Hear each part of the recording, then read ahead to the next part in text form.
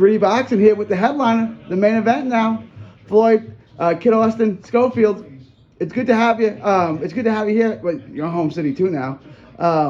We've had so many San Antonio fighters headline here. What's it like to be the Austin kid headline in San Antonio? Man, it's crazy, because I get the same love I get in San Antonio as I do in Austin. So it's like, it's a big opportunity. This is a major card to be fighting. Austin, they said, is 45 minutes away. So all my Austin people could just drive over here, no hassle. And I got all my San Antonio fan base that I have here already here. So it's going to be a major thing tomorrow night. So I wanted to ask you about that.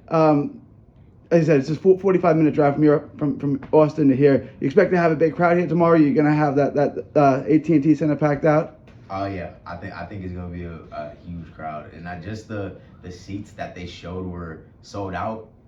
That's thousands of people, so I'm super excited. We talked about this yesterday. You've headlined before. You've been in main events of smaller cards. Same thing, but just a bigger venue now, right? Bigger audience. Yeah, I feel like it's gonna hit me when I'm in backstage warming up and I see the fight on the screen and see the crowd on the TV. I think that's when it's gonna be like, okay, now this is crazy.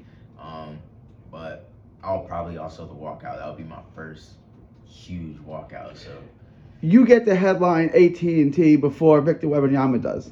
So you got him beat.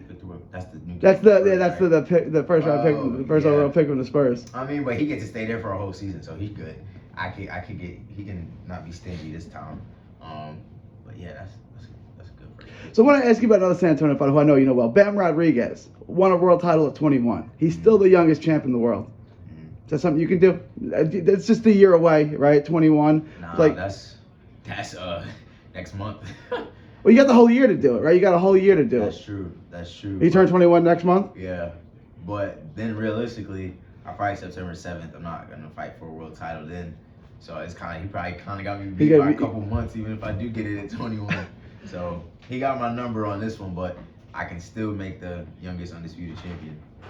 So I want to. One guy in your weight class, 135, has all the belts. Well, let me ask you about that fight first. Haney and Loma. Who would you have winning in that fight? I'm not a judge per se, but I'll give my opinion. I thought Loma edged it by 2 rounds, only because of the aggression. And I feel like Devin had beautiful boxing moments, and the body shots were good, but that just don't win the fight. Loma had the ring control, the aggression, punches landed. He out-punched Devin and outlanded him. How you beat somebody that out-punched you and outlanded you?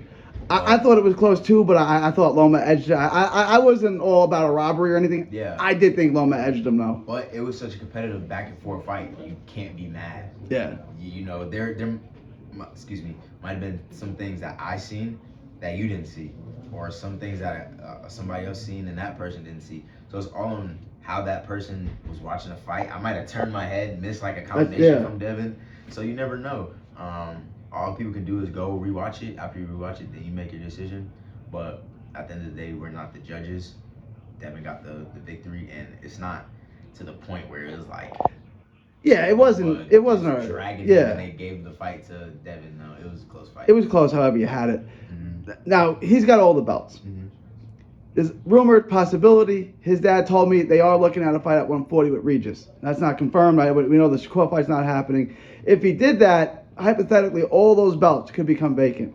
Yes. Your name would be on a fast track to get to one of those. Would you rather? I know you have a history with Devin. Mm-hmm. Would you rather fight Devin for a world title, or is it if one opens up via a vacancy, you jump at it too? See me, I want to fight Devin at his best. If he's not comfortable at 135, then he needs to go up. I don't want to beat him and then he comes and he should have fought at 140. He's drained. I don't want no excuses. I want the best of the best. I want your best on that night. So when I say I beat you, I beat the best you.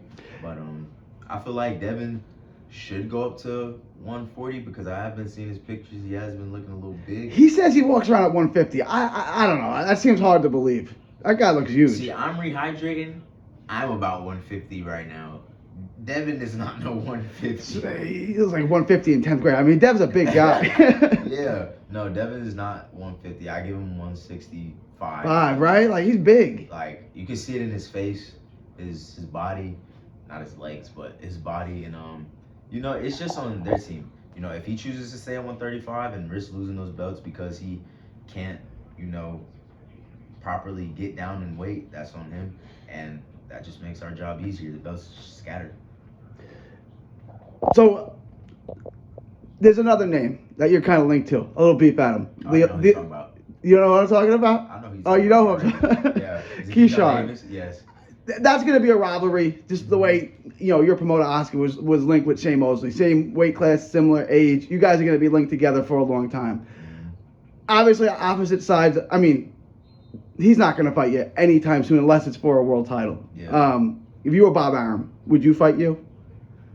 Wait. If you were Bob Arum, if you promoted, if you promoted Keyshawn Davis, would you put Keyshawn in the ring with you? No. That's what I'm saying. I think his team knows that because I'm not no pushover, yo. And then at the end of the day, you hear somebody saying they'll fight you for free. It's personal, and it's not because at first it just started off as a competition thing. I'm supposed to call you out. You one of the top prospects. Mark Castro got called out. You didn't see him come in crying about it. And I was more harsh on Mark Cat. I called him trash and everything, and he still kept it respectful. But Keyshawn, it got to the point where he started putting my dad in things just because my dad had my back. My dad wasn't talking to you. He was talking to everybody. But he took it as if he gonna attack my dad, and it's like, bro, nah, you don't do that. Like, that's the guy who paved the way for me. So it's more of a personal thing where I want to teach him, like, you don't talk to your elders. So it is personal with Keyshawn. It's not just bluster. It's not just for publicity. It's personal with Keyshawn. It got personal. Like, if it was, we kept it civil, like, Yeah. as prospects, we're not fighting right now. We both got things going on, so be it. I move on. But when it got to the point you disrespecting my father, calling my father out of his name, then it's like, all right, you don't get no pass. Like, I'm going to demonstrate. I'm going to put him on that world stage, and I'm going to embarrass him. It's only a matter of time. We got to get that for a vacant title or limited, somewhere that would force Bob Arum to take it. They don't have to be for nothing. Keyshawn is a man, and at the end of the day, he has his manager and his promoter. If he really wanted to make that fight happen just as bad as he wants to make this Andy Cruz fight happen, he keeps calling out Andy Cruz. Man, didn't you have a pro fight yet? Like, come on now. You can make that fight happen. Oscar said he can make the fight happen. Cameron Davis said he can make the fight happen.